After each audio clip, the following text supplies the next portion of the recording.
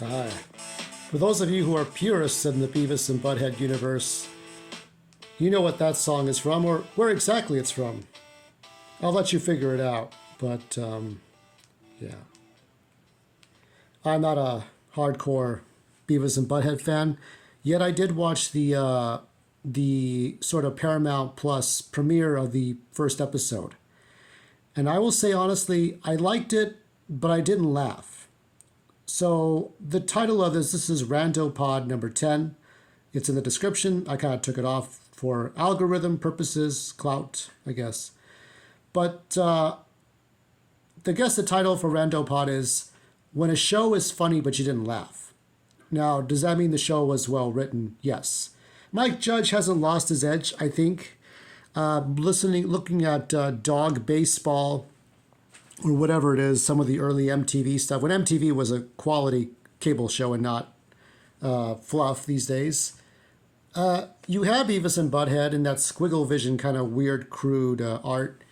And they go, ha, ha, ha, you know. They had that parody of them on Step by Step, which was a sitcom. I'm not sure what Mike Judge thought of that. It was like a bizarro live-action version of them. And the one with Patrick Duffy, and most of you don't know who that is. Dallas, the soap opera for the night. Anyway, so Beavis and Butthead have been around for decades. They came around after The Simpsons, and you had God, the Devil, and Bob, and Family Dog, and then Family Guy. You had all kinds of shows. I mean, this is one of the shows that replaced Garfield and the Peanuts cartoons, like Charlie Brown's Christmas and Charlie Brown's Halloween. This is what replaced it. This show. And I watched it the first segments, two segments. So one dealt with the sort of the mystery locked room with the Egyptian mummy theme, in which they were trying to pick up two girls. And knowing Beavis and Butthead, you know how that goes. I won't spoil it for you. And the second half deals with, I guess it's Beavis talking to fire. I guess the fire god, and the fire god telling him to do good deeds. And you'll see how that goes if you watch it. And I thought in foresight, on paper, in execution, the jokes work because they make sense. And I could see a lot of people laughing at the jokes because it's like, yeah, that works. And keep in mind, these are the most offensive characters next to South Park. South Park makes them look like The Simpsons or Garfield. Believe it or not, Garfield the cat and the Peanuts cartoons, they were actually late night, not late night, but prime time, 8 o'clock, every 2 or 3 months kind of shows like The Simpsons.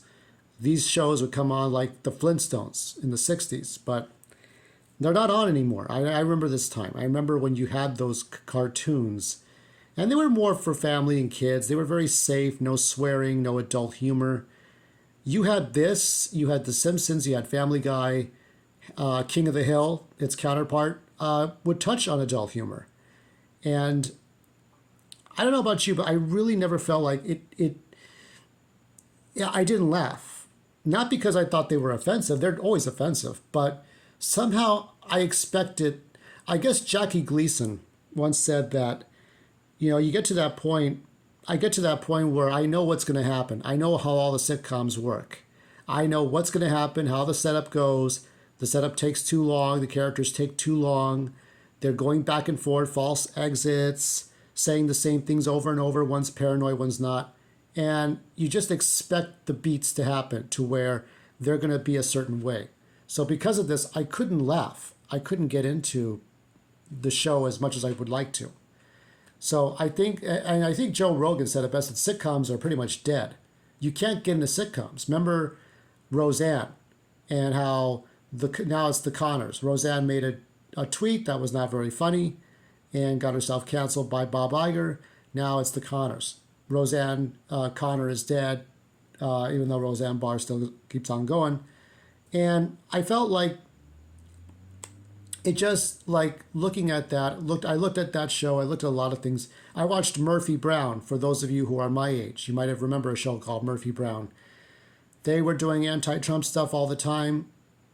Just, it slowed the comedy down. It's like there was something missing. Maybe the actors were getting old, maybe it wasn't working, but Remember Us again? We came back. We're back. You know, Fuller House and all these things. I don't know. Cheers may come back, may not. Remember Frasier, Friends. I think didn't they do a Friends reunion show of some type? I know Martin's doing a reunion show, I think, for BET. It's just in Living Color. I remember when that was it still is funny in some ways in Living Color.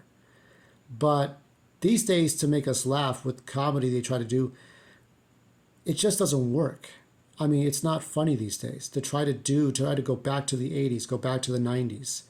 In the 80s, sitcoms were more quaint, like Family Ties, and there were serious moments with the comedy. You could say that about The Orville, New Horizons, where it's serious and funny. I think we're trying so hard to go back. Now, it's okay if you like these shows. In a lot of ways, these shows deserve to be successful. But I personally cannot react the way I would like to with these things. I'll give you an example of what makes me laugh these days. You look at somebody like Vinesauce, Vinny Vinesauce, and he did a recent, he didn't do this recently. He did 2 bits of Seinfeld, one earlier this year, and I think one from 4 years ago. I'll show you a little bit of the one from 4 years ago. I mean, just this unscripted, telltale, choose your own adventure, or mostly choose your own dialogue kind of game. And then Seinfeld's a funny show, but to try to revisit it in a remix of it in a different way with somebody who's not an actor, somebody who's not a professional Hollywood performer, somebody who goes and makes money just by sitting in front of a computer, playing games and talking shit, and it works in this way. And he does it, he could do it, he used to do it all the time, now he does it 4 days a week. But he would do it for hours. He would be up until 4 a.m. Yam brain, for those of you who are Vinesauce followers who remember the yam. But that's kind of gone now. Again, these voices will suck. I don't do Seinfeld voices, but I don't care. I'm going to try my best anyway. Buy date on here. Why do I need to know when the milk can't be sold anymore? Make this a little bit lower. Man got crushed, Jerry. Melons looms over Jerry's apartment. An uncomfortable science looms over Jerry's apartment as George and Jerry consider being crushed. Anyway, George having a problem at school? Well, now I've heard it all. Well, it's not school so much as it's someone at school. It's my senpai, Jerry. End it now. Someone help. Verizon, now is the time for the internet to go out. This is the one time I would love to presume. Senpai? What do you mean, senpai? It's those unintended cringe moments. It's those unscripted moments that you get that's not fake, like fake reality shows where you know what's going to happen because it says reality, but they set it up. But this is just, the only thing that's set up is just doing the game, and then how he feels. That's unscripted. That ends up being funny. Another complete 180.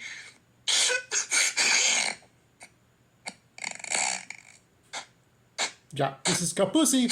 You remember this one. And there's other, like my friend Call UK. This is his review of Thomas the Tank Engine. Mercy, you little bastard! Me go careful. That's a fat controller. He's a fat something. It's a 4-letter word. It bloody it rhymes with art. Well, that's blocked. Oh, you can't go anywhere. This is on normal mode, by the way. Oh, don't knock into me, you little bastard! Where I'm going? I'll tell you where you're going, bloody fat controller. All right. Oh, rock again. Nothing's how to get you in this game. Since vaudeville, since theater and movies and television, radio, from Three Stooges to George Burns and Milton Berle and cartoon characters and the internet, we try to make people laugh.